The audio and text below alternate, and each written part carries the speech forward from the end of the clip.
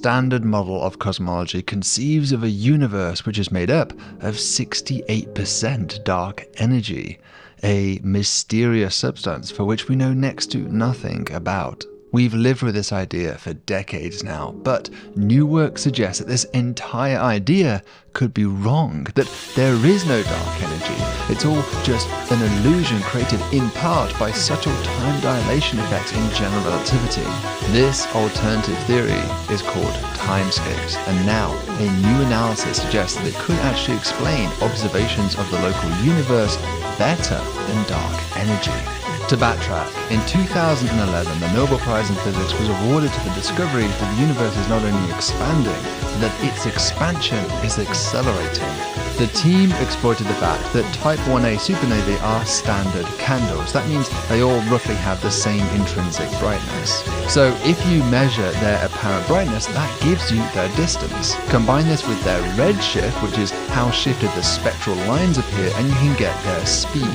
Now, we knew since Edwin Hubble's time that more distant things are moving away from us faster. That is the manifestation of the expansion of the universe. But the 2011 Nobel was awarded for noting that it's even more extreme than this. The universe expansion seems to be accelerating.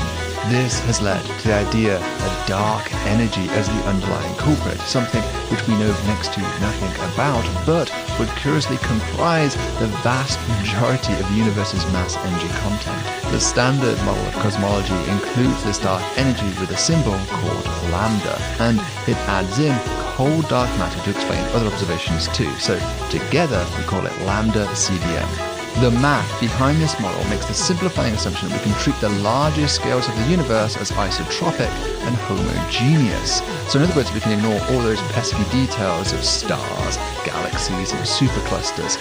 In this picture, we can almost imagine smoothing out the universe into a giant smudge of mass and energy. If you do that, the math is much easier, and we can now solve Einstein's general relativistic field expressions to get the so-called Friedmann equations. That lambda term is dark energy, but it's really just put in there by hand, as Einstein first famously did so in an effort to stop the universe from imploding. Now, lambda CDM is incredibly successful at explaining a huge range of observations, so no single experiment is going to dethrone such a successful theory, but astronomers are always on the lookout for kinks in the armor. That's our job. Really, nothing gets us more excited than proving that an established idea might be actually wrong. And this new paper, appearing on the archive on the 19th of December by Antonio Seifert, is quite the kink. They find that a gold standard catalogue of Type 1a supernovae, known as the Pantheon Plus catalogue, actually match predictions from the timescape alternative theory better than lambda CDM. Timescape is the brainchild of physicist David Wiltshire, who challenges the assumption of smoothing out the universe as we usually do. Of course, we know this assumption truly must be wrong, but it makes the math incredibly elegant to deal with, and the resulting theory seems to explain a very large number of observations to date. Wiltshire points out that the universe does indeed start out fairly homogeneous, but over time it concentrates into clusters and filaments more and more. And this process leaves behind giant voids which are nearly empty. Now, Wiltshire argues that we can just throw out dark energy and get something which looks like an accelerating universe, but actually it isn't. To see how, we're going to need two crucial ingredients. First, voids expand more rapidly than denser regions because they experience less gravitational pull. So light which comes from such regions, or even just passes through, will stretch out due to this expansion and become anomalously redshifted. But there's also a time dilation effect. Just like in the movie Interstellar, clocks tick slower when you're near a lot of mass, and thus time is ticking slower for us than it is in those voids. A way to think about the consequence of this is that as the light falls from a void into our gravitational well, it should actually gain energy and thus blue shift. So we have an extra red shift and an extra blue shift, and the theory predicts when you put those together, you're left with a net red shift. And it is that net red shift which causes the apparent illusion that the universe is accelerating, because of course it means that things look like they are moving away from us faster than they really are. Antonius Seifert and colleagues decided to test this idea by comparing the predictions of the two theories against the Pantheon plus supernova catalogue. Now, this is non-trivial because, as you can probably guess, the math behind timescapes is much harder despite having no dark energy.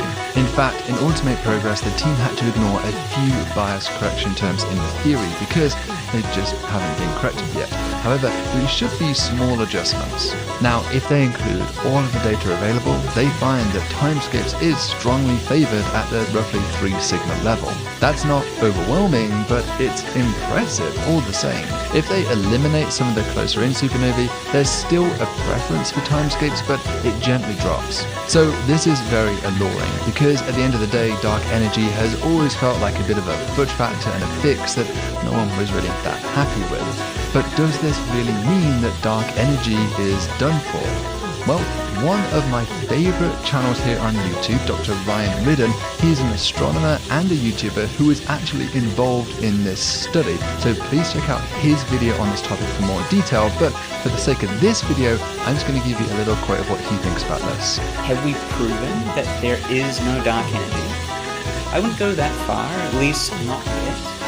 What we have shown is that supernova data is good enough now to really test lambda CDM, and it is looking very promising for the timescape model. So stay sober on this. It's very intriguing, but lambda CDM is an incredibly successful theory which explains a lot more data than just supernova observations. The real question now is whether timescapes can score up more successes for different sets of observations, which is going to be very exciting to follow.